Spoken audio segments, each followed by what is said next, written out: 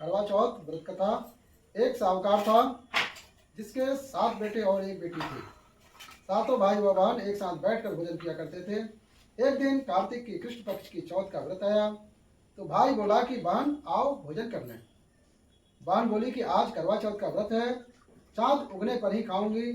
तब भाइयों ने सोचा कि चांद उगने तक बहन भूखी रहेगी, तो एक भाई ने दिया जलाया, दूसरे भाई ने चलनी लेकर उसे ढका और नकली चांद बनाकर बहन से कहने लगा कि चल चांद उग गया है, अर्घ दे ले। बहन अपनी भाभियों से कहने लगी कि चलो अर्घ दे। तो भाभियां बोली तुम्हारा चांद उगा होगा, हमारा चांद तो रात को उगेगा। बहन ने अकेले ही अर्घ दे लिया और खाना खाने लगी। तो पहले ही गिलास में बाल आ गया, दूसरे गिलास में कंकड़ आया और तीसरा गिलास मुंह पर किया तो उसकी ससुराल से संदेशा आया कि उसका पति बहुत बीमार है, जल्दी भेजो। माँ ने जब लड़की को विदा किया तो कहा कि रास्ते में जो भी मिले उसके पांव लगना और जो कोई सुहाग का आशीष दे उसके पल्ले में गांठ लगाकर उसे कुछ रुपए देना। बहन जब भाइयों से विदा हुई तो रास्ते में जो भी मिला उसने यही आशीष दी कि तुम 7 भाइयों की बहन, तुम्हारे भाई सुखी रहें और तुम उनका सुख देखो। सुहाग का आशीष किसी ने भी नहीं दिया। जब वह ससुराल पहुंची तो दरवाजे पर उसकी छोटी ननद खड़ी थी। वह उसके भी पांव लगी तो उसने कहा सुहागिन रहो सपूती हो। बहन ने यह सुनकर पल्ले में गांठ बांधी और ननद को सोने का सिक्का दिया। जब भीतर गई तो सास ने कहा कि पति धरती पर पड़ा है, तो वह उसके पास जाकर उसकी सेवा के लिए बैठ गई। बाद में सास ने दासी के हाथ बची कुची रोटी भेज दी। इस प्रकार से समय बीतते बीतते मृगशीर मार्गशीर्ष की चौथ आई तो चौथ माता बोली करवा ले भाइयों की प्यारी बहन करवा ले। लेकिन जब उसे चौथ माता नहीं दिखलाई दी तो वह बोली हे माता, आपने मुझे उजाड़ा है तो आप ही मेरा उद्धार करोगी, आपको मेरा सुहाग देना होगा। तब उस चौथ माता ने बताया कि पौष की चौथ आएगी, वह मेरे से बड़ी है, उसे ही सब कहना, वही तुम्हारा सुहाग वापस देगी। पौष की चौथ आकर चली गई, माघ की चली गई, फागुन की चली गई, चैत्र बैसाख जेठ आषाढ़ और सावन भादों की सभी चौथ आई और यही कहकर चली गई कि आगे वाली को कहना। असौज की चौथ आई और उसने बताया कि तुम पर कार्तिक की चौथ नाराज है, उसी ने तुम्हारा सुहाग लिया है, वही वापस कर सकती है। वही आएगी तो उनके पांव पकड़कर विनती करना, यह बताकर वह चली गई। जब कार्तिक की चौथ आई तो वह गुस्से में बोली भाइयों की प्यारी करवा ले, दिन में चांद उगानी करवा ले, व्रत खंडन करने वाली करवा ले, भूखी करवा ले। यह सुनकर वह चौथ माता को देखकर उनके पांव पकड़कर गिड़गिड़ाने लगी, हे चौथ माता, मेरा सुहाग तुम्हारे हाथों में है, आप ही मुझे सुहागिन करें। तो माता बोली पापिन हत्यारिन, मेरे पांव पकड़कर क्यों बैठ गई। तब वह बोली जो मुझसे भूल हुई है उसे क्षमा कर दो, अब भूल नहीं करूंगी। तो चौथ माता ने प्रसन्न होकर आंखों से काजल, नाखूनों से मेहंदी और टीके में से रोली लेकर छोटी उंगली से उसके आदमी पर छिटा दिया तो वह उठकर बैठ गया और बोला कि आज मैं बहुत सोया। वह बोली क्या सोए, मुझे तो 12 महीने हो गए, अब जाकर चौथ माता ने मेरा सुहाग लौटाया है। यह सुन उसके पति ने कहा कि जल्दी से माता का पूजन करो। जब चौथ की कहानी सुनी, करवा का पूजन किया और प्रसाद खाकर दोनों पति पत्नी चौपड़ खेलने बैठ गए। नीचे से दासी आई, उसने दोनों को चौपड़ पास से खेलते देखा तो उसने सासू को जाकर बताया। तब से सारे गांव में यह बात प्रसिद्ध हो गई कि सब स्त्रियां चौथ का व्रत करें तो उनका सुहाग अटल रहेगा। हे चौथ माता, जैसे तूने साहूकार की बेटी का सुहाग दिया वैसा सबको देना। यही करवा चौथ के उपवास की सनातन महिमा है।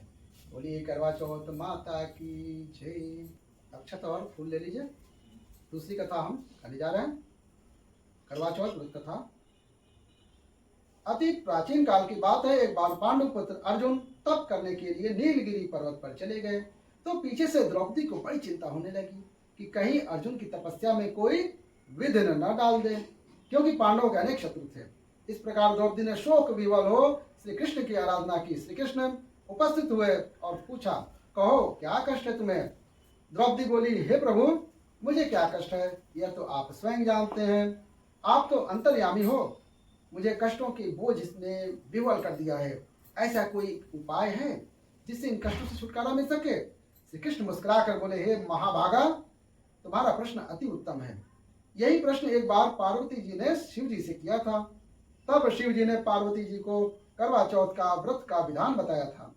तब द्रौपदी बोली, प्रभु करवा चौथ व्रत की जानकारी मुझे दीजिए और उसकी कथा कहिए। तब श्री कृष्ण ने एक पल सोचने के बाद, दुख सुख जो सांसारिक माना जाता है, प्राणी उसमें सदा लिप्त रहता है। मैं तुम्हें अति उत्तम करवा चौथ की कथा सुनाता हूँ, इसे ध्यान से सुनो। प्राचीन काल में गुणी विद्वान धर्मपरायण वेद शर्मा नाम का एक ब्राह्मण रहता था। उसकी पत्नी का नाम लीलावती था। उसके 7 महारथी पुत्र और एक वीरवती नाम की पुत्री थी। उसकी आंखें नीलकमल के समान और मुख चंद्रमा के समान था। विवाह योग्य होने पर वेद शर्मा ने एक विद्वान ब्राह्मण के साथ उसका विवाह कर दिया। एक बार पुत्री ने अपनी भौजाइयों सहित कार्तिक कृष्ण चतुर्थी का व्रत किया। सायंकाल स्नान कर सभी ने भक्ति भाव से पूरी सामग्री से गौरा जी का पूजन किया। अर्घ देने के लिए चंद्रोदय की प्रतीक्षा करने लगी, किंतु चंद्रोदय से पूर्व ही वीरवती को क्षुधा ने बाध्य कर दिया और वह बेहोश हो गई। इससे उसके स्नेही भाई अत्यंत दुखी हुए और उन्होंने छल से पीपल की आड़ में कृत्रिम चंद्रमा बनाकर दिखा दिया।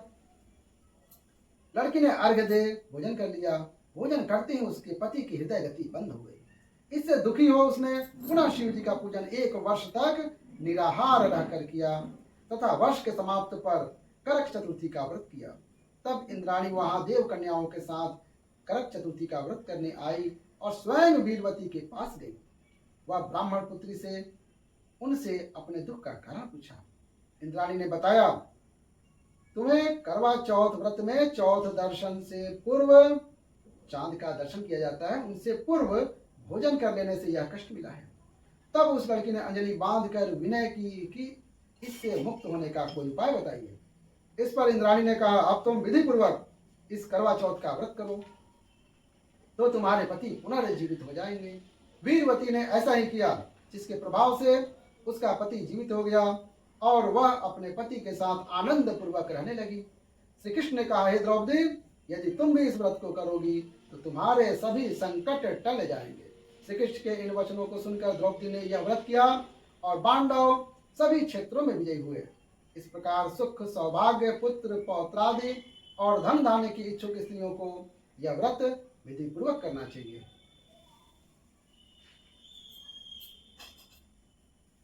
करवा चौथ व्रत की कथा, तीसरी कथा हम करने जा रहे हैं। एक ब्राह्मण परिवार में 7 बहुएं थी। 6 बहुओं के मायके वाले बहुत अमीर थे। इसी कारण ससुराल में उसका बड़ा मान था, परंतु छोटी के मायके में कोई नहीं था। वह घर का सारा काम काज करती, सबकी सेवा करती, पर कोई भी उससे प्यार नहीं करता था। सभी दुत्कारते रहते। 30 त्योहारों पर भी जब उसके मायके से कोई न आता तो वह दुखी होती। हर वर्ष की तरह इस वर्ष भी करवा चौथ का व्रत आया। अन्य बहुओं के मायके से उनके छोटे भाई करवा लेकर आए, किंतु छोटी के मायके से यदि कोई होता तो करवा लाता। सास भी छोटी को खरी खोटी सुना रही थी। वह दुखी हो घर से निकल पड़ी और जंगल में जाकर रोने लगी। एक नाग बहुत देर से उनका रोना सुन रहा था। अंत में वह अपने दिल से निकला और छोटी बहू से पूछने लगा, बेटी क्या बात है, तुम रो क्यों रही हो? छोटी बहू बोली, आज करवा चौथ है, मेरा कोई भाई नहीं है। यदि कोई मेरा भाई होता तो आज जरूर करवा लेकर आता। नाग की छोटी बहू पर दया आ गई। नाग ने कहा, बेटी तुम घर चलो, मैं अभी करवा लेकर आता हूँ। थोड़ी देर बाद वह नाग बहू की ससुराल पहुंचा। ससुराल वाले इतना सामान देखकर चकित हो गए। सास भी प्रसन्न हो गई। सास ने प्रसन्न मन से छोटी बहू को नाग देवता के साथ भेज दिया। नाग देवता ने छोटी बहू को अपना सारा महल दिखाया और कहा, जितने दिन चाहो आराम से रहो, मन चाहा खाओ, मन चाहा पहनो, पर एक बात याद रखना, सामने रखी नाद को कभी मत खोलना। छोटी बहू सारा समय महल में आराम से काटती, पर नाद के बारे में उसकी उत्सुकता बढ़ती जाती। एक दिन जब घर में कोई नहीं था, उसने नाद को उठाकर देखा तो हजारों छोटे छोटे सांप के बच्चे इधर उधर देखने लगे। उसने जल्दी से ही नाद को ढक दी। जल्दी में एक सांप की पूंछ नाद के नीचे आकर कट गई। शाम को नाद के आने पर छोटी बहू ने अपनी गलती स्वीकार कर ली। नाग ने भी उसे क्षमा कर दिया। जब छोटी ने ससुराल जाने की इच्छा की तो नाग ने उसे धन रत्न आदि देकर विदा किया। छोटी बहू के ससुराल में जब उसकी बड़ी इज्जत होने लगी। जिस सांप की पूंछ कटी थी उसे सभी बंडा कहकर तंग करते। एक दिन उसने अपनी माँ से पूछा कि मेरी पूंछ कैसे कटी। माँ ने कहा, छोटी बहू के नाद उठाने और जल्दी में रखने से तुम्हारी पूंछ कटी है। तो वह बोला, मैं छोटी बहू से बदला लूंगा। माँ के बहुत समझाने पर भी वह एक दिन चुपचाप छोटी के घर जाकर छुप गया और मौका पाकर उसे काटने की सोचने लगा। वहां छोटी बहू और उसकी सास में किसी बात पर बहस हो रही थी। तो छोटी कसम खा कर कह रही थी, मैंने ऐसा नहीं किया। यह वह कह रही थी, मुझे बंडा भैया से प्यारा कोई नहीं है, उन्हीं की कसम खाकर कहती हूँ मैंने ऐसा नहीं किया। बंडा भाई ने जब सुना तो सोचने लगा, मुझसे इतना प्यार करती है, मैं उसे ही काटने आया हूँ। वह चुपचाप घर चला गया। माँ ने पूछा, ले आए बहन से बदला? वह कहने लगा, बहन से क्या बदला। तभी से बंडा भाई और छोटी बहन हुए। भाई प्रति वर्ष चौथ के दिन करवा लेकर जाता, वह बहन बड़े प्यार से करवा चौथ का व्रत करती।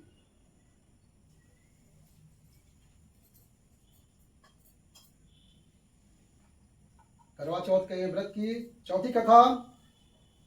प्राचीन काल में करवा नाम की एक पतिव्रता स्त्री अपने पति के साथ नदी किनारे एक गांव में रहती थी।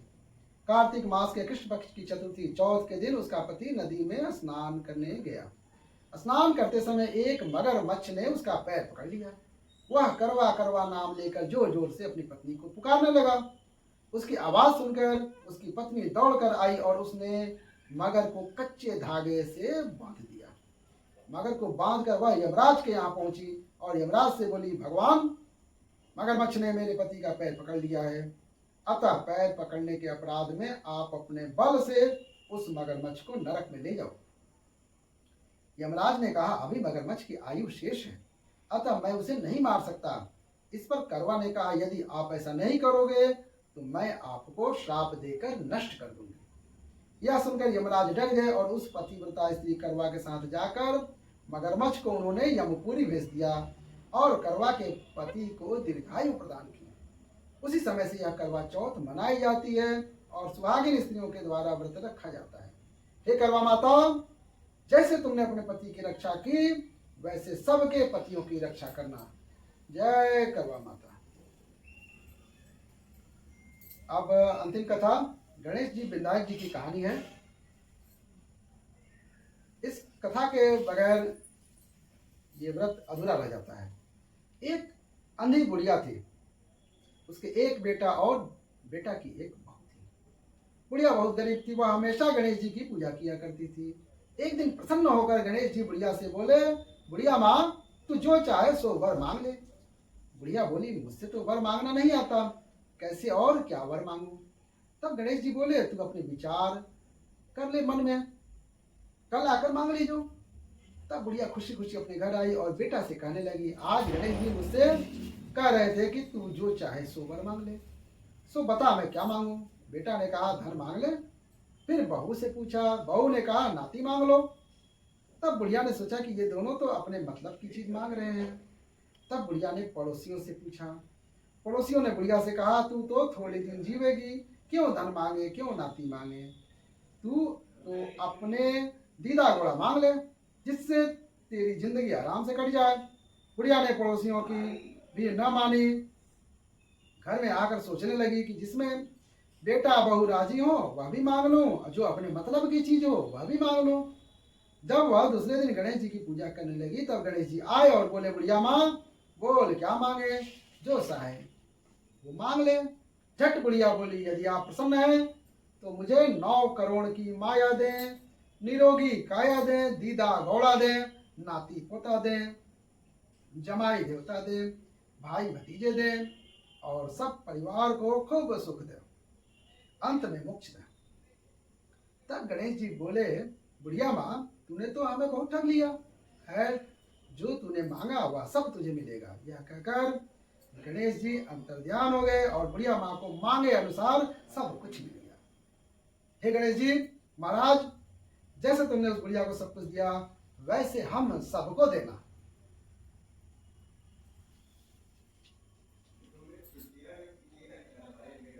अब हो गया कथा, 5 कथा कही जाती है इस व्रत में। अब आप आरती करेंगे। देखिए यहाँ पे कपूर है, आरती कर लीजिए।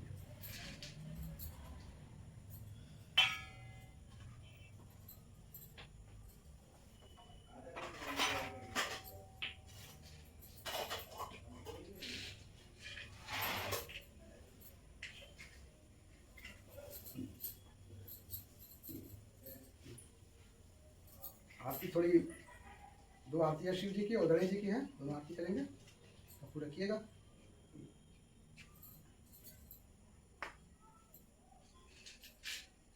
हाँ चलो हो जाएगा।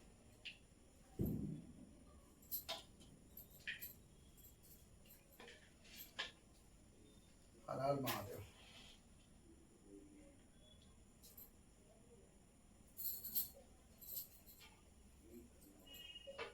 ओम जय शिव ओमकारा, हर हर शिव ओमकारा, ब्रह्मा विष्णु सदा शिव अर्धांगी धारा। ओम जय शिव ओमकारा, एकानन चतुरानन पंचानन राजे, हंसानन गरुड़ासन वृषवाहन साजे। ओम जय शिव ओमकारा, 2 भुज 4 चतुर्भुज 10 भुज अति शोहे, त्रिगुण रूप निरखते त्रिभुवन जन मोहे। ओम जय शिव ओमकारा, अक्षमाला वनमाला मुंडमाला धारी, त्रिपुरारी कंसारी करमाला धारी। ओम जय शिव ओमकारा, श्वेतांबर बाघांबर पीतांबर अंगे, ब्रह्मादिक सनकादिक भूतादिक संगे।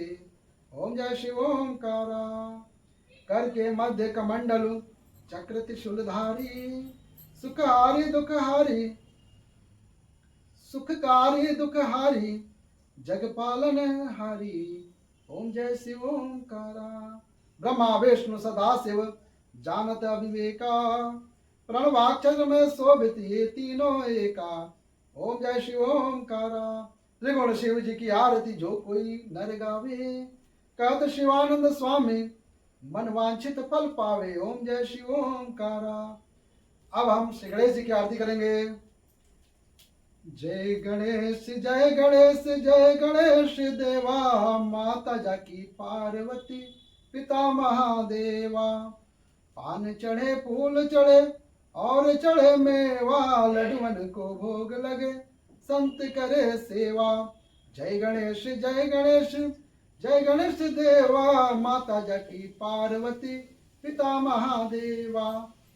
एक दंत दयावंत 4 भुजाधारी, मस्तक सिंदूर सोए मुसे की सवारी। अंधन को आंख देत कोढ़िन को काया, बाजन को पुत्र देत निर्धन को माया।